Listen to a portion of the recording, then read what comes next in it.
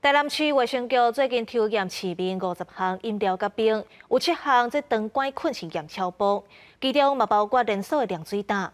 卫生局是已经通知业者爱限期改善，若无改正，上当是会使罚300万。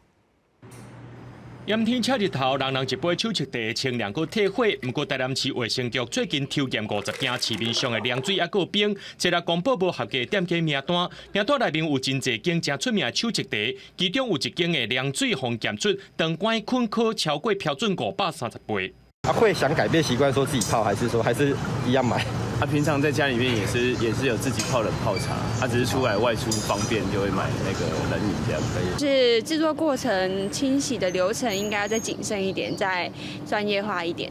茶跟那个开水各一部分啊，各占一些比例。对，那一天我给他的就是只有全部的原汁的绿茶，我不知道是不是那个浓度太高了，我不了解。对。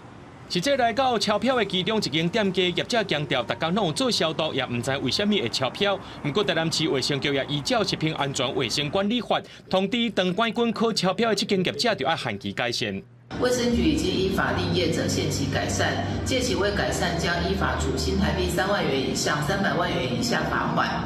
台南市卫生局进一步表示，微生物若准超过卫生标准，表示业者伫咧制作过程当中出现卫生状况歹、温度保存无妥当、食材器具包装等遭受污染，还有食品业者就要落实自主管理，确保食品安全。也若民众买凉水冰的时阵，也要注意店家环境设备和工作人员的卫生状况。